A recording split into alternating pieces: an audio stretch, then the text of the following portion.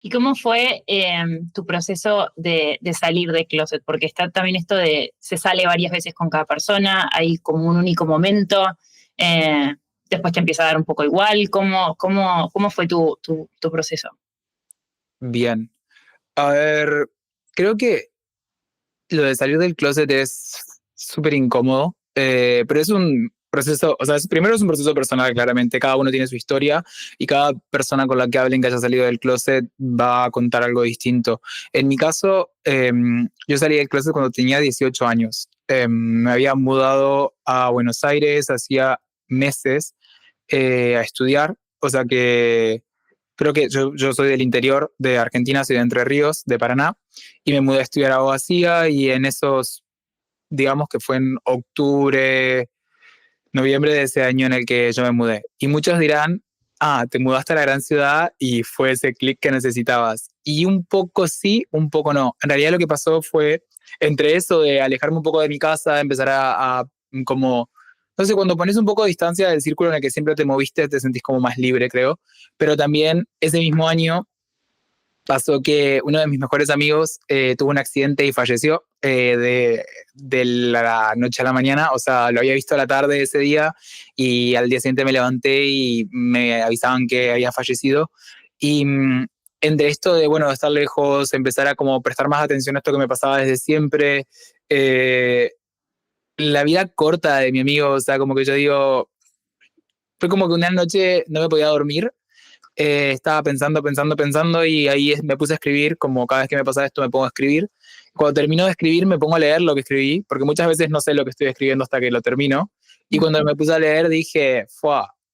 Estoy saliendo del closet. Claro. Y entonces le escribí a una amiga que dije, seguramente está despierta porque estudiaba diseño, así que era de esas personas que hacían entregas hasta las 5 o 6 de la mañana.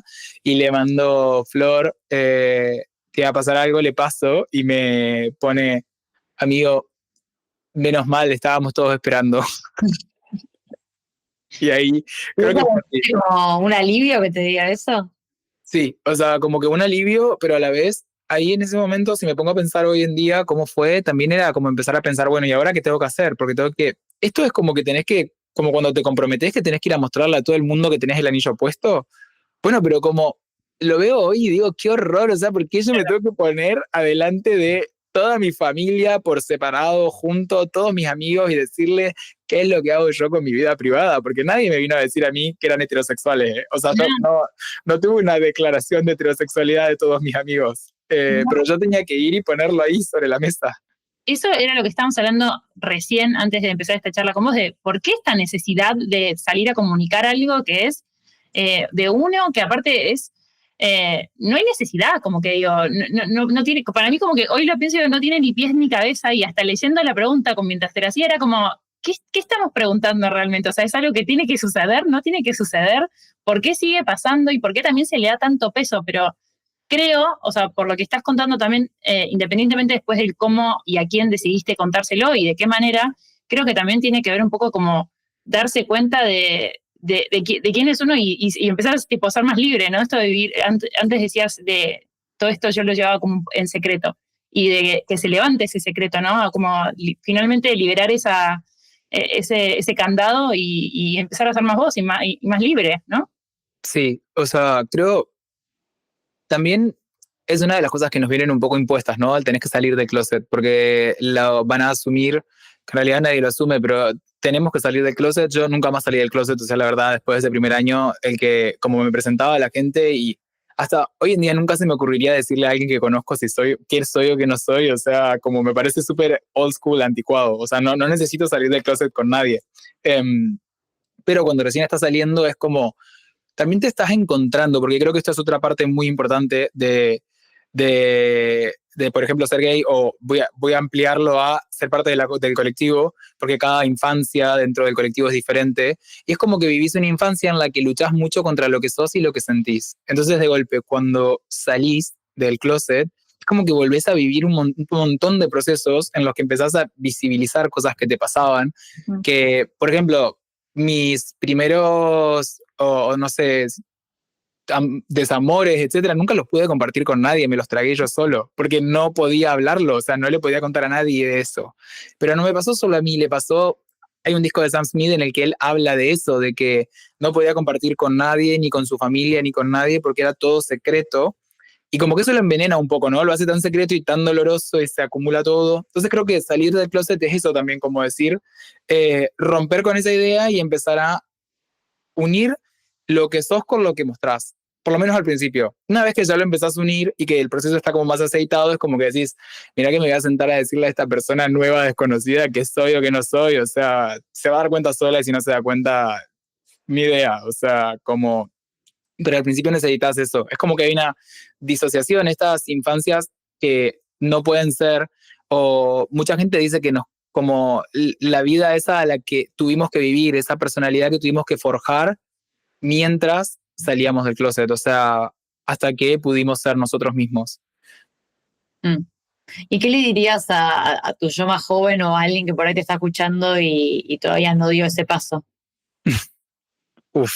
Bueno, creo que, no sé, o sea, a mí me pasa que hoy en día lo veo y una de las cosas que me lleva a mí a militar tanto y a poner en, como darle voz a todas esas emociones, que muchas veces la gente se siente como, ¡guau, qué triste todo! Y yo digo, no, pero es triste solamente si lo mirás como, o sea, en realidad es un proceso de autoconocimiento y es algo necesario por lo que tenemos que pasar. Lo que le diría a esa persona es que no estás sola, porque eso es lo que sentís cuando estás viviendo eso, mirás al príncipe más que a la princesa y no le puedes decir a nadie porque te enseñan que te tiene que gustar la princesa y que estás fallado, que hay algo que no funciona, que viniste roto, que no se va a poder arreglar. Eh, luego, después está el bullying, después está todo lo que pasa por, además de lo que te pasa internamente, el mundo se encarga de hacerte sentir diferente. Entonces le diría que no está solo, que no está roto y que sí, que está bien la manera de amar en la que se está enfocando. Simplemente hay gente que no lo sabe y que no está lista para enseñarle esas cosas, pero que no se sienta que no hay manera de ser feliz, porque sí que la hay, y que hay un mundo esperándolo afuera de que se anime a ser la persona que es. Recién hablabas del bullying. Creo que vos hoy lo tenés como, no quiero decir superado, pero ya lo tenés vivido.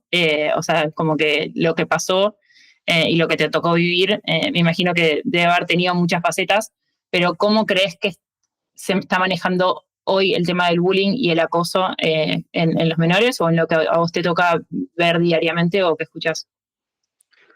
Creo, o sea, cuando yo era chico en mi adolescencia, digamos muchísimo, no se llamaba bullying, calculo, era simplemente Acoso, nada. sí. Sí, o sea, te acosaban, te golpeaban, te gritaban. Yo recuerdo que mi primer mensaje o de los primeros mensajes que recibí, los recibí por Facebook, o sea, me estoy de acá vendiendo con la edad, pero yo debo haber tenido, No te preocupes. o sea, literalmente debo haber tenido 10 años, o sea, que cuando recién empezaba a tener Facebook, que debe haber salido en ese entonces, y recibía mensajes de gente de mi ciudad, o sea, que me ponía cosas como ojalá te mueras y acompañado de lo que sigue, y así, como cosas que digo súper duras, Sí.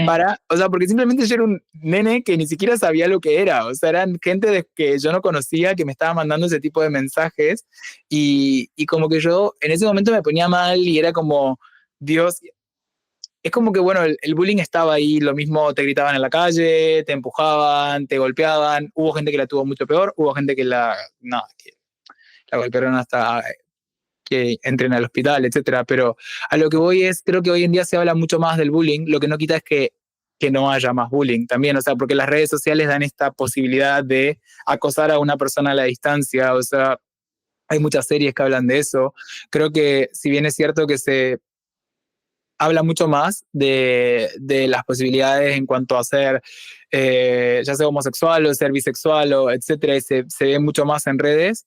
No hay que dejarse llevar tampoco por esto de que sea trendy el ser bi con que se acepte ser diferente. O sea, son dos cosas distintas. Que se venda está de moda ser open mind Sí. a ser open mind. O sea, entonces creo que si bien es cierto que se habla mucho más, hay mucha más conciencia sobre que el bullying existe, eh, creo que todavía tenemos mucho que hacer para que eso pare y que empieza por los padres. O sea, claramente empieza por el padre, no por el niño. Te iba a preguntar eso justo porque recién te preguntamos un poco qué le dirías al Agus niño o qué le dirías a un niño y que ahora qué le dirías a los padres, ¿no? O qué le dirías a esos referentes que están acompañando a un niño o que está haciendo bullying o que está siendo bulleado o qué te gustaría decir o qué te gustaría transmitirles. Sí, creo que, o sea, debe ser súper difícil ser padre en ese sentido, como más allá de que, no sé, yo pienso en mis padres y mis padres me enseñaron siempre que no había que juzgar a nadie por lo que era. O sea, como era algo que me enseñaron en mi casa, sea lo que sea, uno no tiene que meterse con lo que el otro es. O no es, o como aceptar, aunque no esté de acuerdo, aceptar que el otro es diferente. Eh, o que piensa diferente, o que reacciona diferente a determinadas situaciones, siempre que eso no te afecte, ¿no? Pero creo que hay algo que es también, hay cosas que son micro, que no les prestamos atención, pero por ejemplo, el hablar con palabras que también aplica al feminismo, ¿no? O sea, que hablar con palabras que son micromachismos, micro homofobia, como comentarios, o sea, abrís un video de YouTube y ves los comentarios y las primeras palabras que usan son las que se refieren a los homosexuales para desacreditar a alguien, o sea, padres que hagan ese tipo de comentarios. Creo que es también un poco, debe ser súper difícil hoy en día saber qué es lo que hace tu hijo y siempre lo debe haber sido, porque también mis padres nunca se imaginaron el bullying por lo que yo pasaba, pero si me lo preguntan hoy, hubiese hecho lo mismo y no hubiese mostrado jamás el bullying por el que sufría, porque yo no creo que ni mis padres, ni mi hermano, ni nadie se hubiese podido bancar el bullying que me hacían a mí. O sea, es algo que, y que se repite mucho cuando hablas con alguien del colectivo que dice, no lo dije porque en realidad nadie hubiese podido manejar lo que me pasaba. O sea, como si yo le contaba, le rompes el corazón a un padre si le contás que te pasa eso todos los días en el colegio o que te mandan estos mensajes por Facebook, gente que no conoces, o sea, o que bajan la ventanilla por la calle y te gritan y vos sos un niño, como que son injusticias que digo, nada, no están buenas, no somos superhéroes, pero no es tan fácil como cómo lo afrontarían ellos. O sea, lo pienso en mi hermano, ponele, sería capaz de cualquier cosa si le contaba que me pasaban esas cosas. O sea, entonces digo, no sé. Creo que hay que intentar hablar con los hijos porque la manera es esta de hablar desde el amor y decir que no hay una cosa mejor u otra mejor, simplemente hay diferentes opciones, hay gente diferente y hay que aprender a empatizar y a comprender al otro y no escuchar para tener razón o para ser mejor o lo que sea, sino para comprender qué es lo que el otro está diciendo. Creo que aplica a todo, ¿eh? No solo al bullying, o sea, creo que el bullying también es esto de muchas veces es la falta de libertad del otro la que termina afectándome a mí. O sea, el miedo a la libertad que yo tengo que el otro no se anima a tenerla. Y más allá de que te haya pasado a vos puntualmente, pero seguramente escuchaste esto, ¿habrás perdido algún amigo o incluso hay gente que sus propios padres no los aceptan? ¿Qué le dirías a alguien que nada, tiene el valor de lo que decís, exponerse a salir a dar explicaciones y encima se encuentra al otro lado con una pared de la gente que lo rodea o que debería ser su círculo de contención? ¿Qué pasa cuando esa contención no está? Es terrible, o sea, tengo amigos a los que los han echado de la casa o que se han tenido que ir porque cuando se declararon como que de golpe no era lo que los padres esperaban, ¿no? O sea, y como no soy padre, no sé qué se le pasa por la cabeza a ese padre que de la nada hace eso a su hijo, pero la verdad es que esos amigos siempre han recaído en alguno de nosotros, o sea, en algún otro amigo que claramente abre las puertas. Siempre hay un padre o un grupo de padres que son los que reciben a todos los demás, que funcionan como de padre del grupo. No quita el dolor que esa persona pase y que muchas de esas personas a las que su familia y su círculo de contención las rechaza son las que terminan mal, digamos, o sea, o se quitan la vida o, bueno, empiezan con también adicciones, o sea, como pasan muchas cosas porque es tu círculo más íntimo el que te rechaza, o sea, a mí la verdad es que yo tuve la suerte de que mi familia no, todo lo contrario, mi familia siempre me apoyó en absolutamente todo, pero me acuerdo que en la universidad sí hice trabajos de investigación sobre esto, hice un trabajo justo comparativo sobre salir del closet en Capital Federal y el interior y las experiencias distintas, y la verdad es que había momentos en los que estaba entrevistando personas de distintas provincias y decía, o sea, qué fuerte lo que han pasado estas personas, o sea, como que hasta a mí me pasaba que digo, no quiero ni pensar lo que sé, había niños, ponele que en el colegio, los profesores de educación física los ponían a un costado y le decían que como no eran ni niños ni niñas no iban a poder participar. O sea, el trauma que te puede generar eso a largo plazo. Si te está gustando este episodio, nos gustaría pedirte que te suscribas. Es una acción que no te cuesta mucho y a nosotras nos ayuda un montón a crecer y poder seguir compartiéndote contenido de calidad. Lo podés hacer en nuestro canal de YouTube y también en Spotify, donde además nos podés dejar 5 estrellas. Continuamos.